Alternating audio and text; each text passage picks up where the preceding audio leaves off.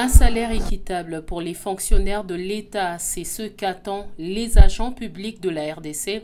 Des travaux pour la nouvelle politique salariale est en cours. Le chef de l'État congolais Félix-Antoine Tshisekedi Tshilombo a lancé le jeudi 24 avril 2025 au Centre culturel et artistique des pays d'Afrique à Kinshasa, en République démocratique du Congo, les travaux d'élaboration de la nouvelle politique des agents publics de l'État en présence des membres du gouvernement et agents de l'État.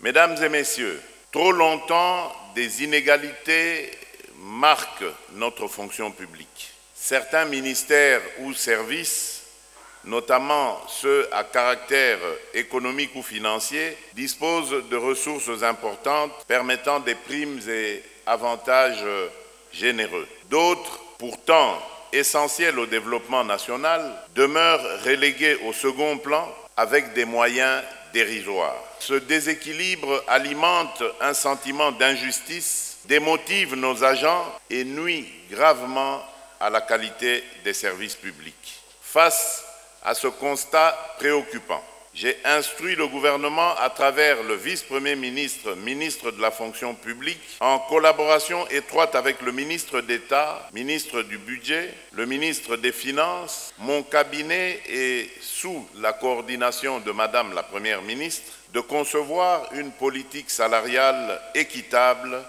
moderne et durable.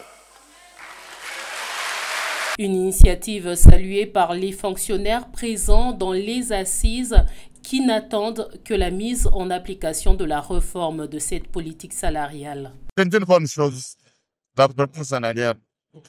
Nous attendons une grille salariale qui puisse tenir compte des critères universels. Nous avons trop attendu ce moment ici. Aujourd'hui, nous avons vu notre gouvernement manifester nous a accueillis, nous a proposé des choses qui vont nous amener des changements dans notre administration. Si cela se passe comme ça à quelqu'un qui prévu, en tout cas, nous serons bien dans notre administration. Ça fait longtemps que les agents étaient marginalisés, chose que les agents n'ont jamais eu à recevoir. Et aujourd'hui, le chef de l'État, avec sa parole, nous nous sentons protégés. Et on se dit à partir d'aujourd'hui que les choses iront très bien. Depuis son accession à la tête du ministère en charge de la fonction publique, de la modernisation et de l'innovation des services publics, le vice-premier ministre de tutelle a fait du dialogue social son champ de bataille, ce qui a été encouragé par le président intersyndical de l'administration publique lors de ce colloque. Ce dernier a relevé également les efforts fournis par le président de la République et le gouvernement concernant l'amélioration des conditions sociales des agents et cadres. Excellence, Monsieur le Président de la République, comment ne pas vous être reconnaissant alors que vous avez fait du dialogue social votre cheval de bataille dans la résolution des problèmes socio-professionnels des agents publics de l'État en particulier et des travailleurs congolais en général. Nos remerciements se justifient par le fait que depuis votre accession à la magistrature suprême, vos efforts tendent à améliorer la situation salariale des agents publics de l'État, dont la preuve éloquente est celle des ajustements des salaires accordés aux militaires et policiers. Excellence, Monsieur le Président de la République, nous vous remercions aussi pour votre volonté de mise à la retraite honorable des agents publics de l'État, qui a permis à honorer nos vaillants fonctionnaires en général, et en particulier les centenaires qui continuent à travailler. La mécanisation de plus de 182 000 agents jadis non payés en 4 ans mérite des remerciements de notre part. Et vous nous avez donné un vice-premier ministre, ce n'est pas pour faire les dialoguistes, mais le travail qu'il a bas aujourd'hui, Excellence, on peut compter les fonctionnaires. Cependant, à côté de ces avancées indéniables, nous relevons quelques faiblesses qui feront l'objet de ces travaux. Nous avons une convention de l'OIT 151 qui réglemente les relations de travail dans la fonction publique. jamais ratifié par la République démocratique du Congo. Nous disions, Excellence, la non-application de certains accords signés entre le banc syndical et le gouvernement, à l'occurrence, le non-paiement de $200 comme salaire de base à l'huissier, prévu pour être payé depuis 2021. Malheureusement, aujourd'hui, 4 ans après, ces derniers n'a que l'équivalent en francs congolais de $80. Pour sa part, le vice-premier ministre Jean-Pierre Liaou a mis en évidence à travers un discours imagé la prise de contrôle du navire par un nouveau capitaine.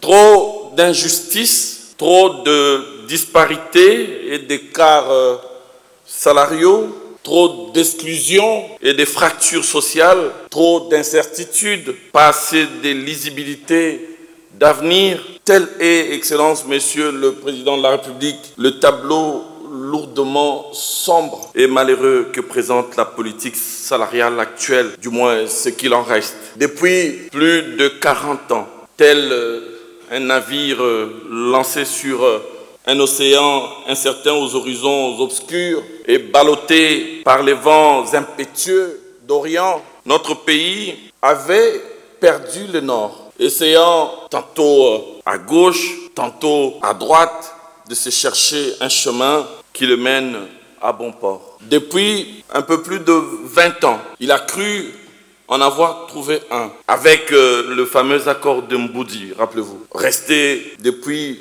sans suite notable, évidemment, avant de se rendre très vite compte que les 10 chemins nous menaient en réalité droit vers un gros ravin, une voie sans issue, bref, vers une impasse. Depuis lors, on a eu cesse de prendre de raccourcis sans trop de succès. En 2019, un fait marquant s'est produit, le changement des conducteurs du navire. Les nouveaux conducteurs,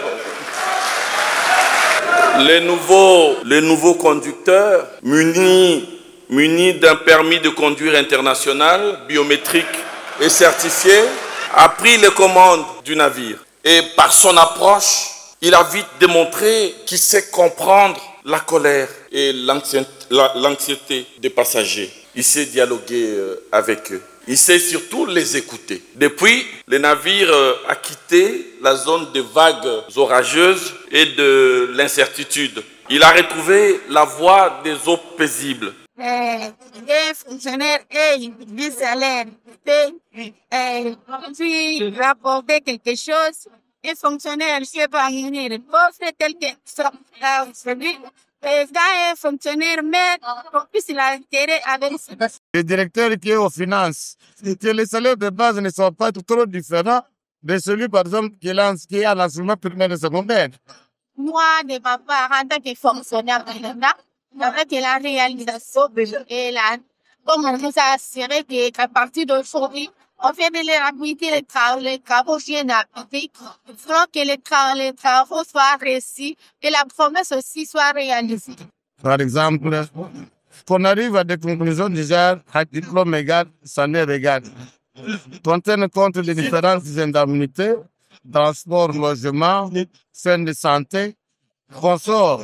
De telle sorte que quand on en sort, qu'on n'ait plus trop d'inégalités, qu'il n'y ait plus trop d'écart. Donc, pour cela, il faut respecter ce que nous appelons communément l'attention salariale de 1 à 10. Et nous savons que dans les jours à venir, un fonctionnaire ou un agent de l'État ne va plus permettre. Par votre haute autorité, Son Excellence Félix Antoine Tshisekedi Tshilombo, président de la République, chef de l'État, les agents publics ainsi que les masses laborieuses congolaises, représentées par nos organisations syndicales, manquent les mains pour vous applaudir. Et ils vous remercient vivement, car cette action s'avère être une première dans l'histoire de notre pays. depuis son accession à l'indépendance. Espérons que cette révision salariale consistera réellement à un rééquilibrage des rémunérations qui sera effectué de façon cyclique ou ponctuelle et octroyé de manière équitable à la hauteur des compétences des agents.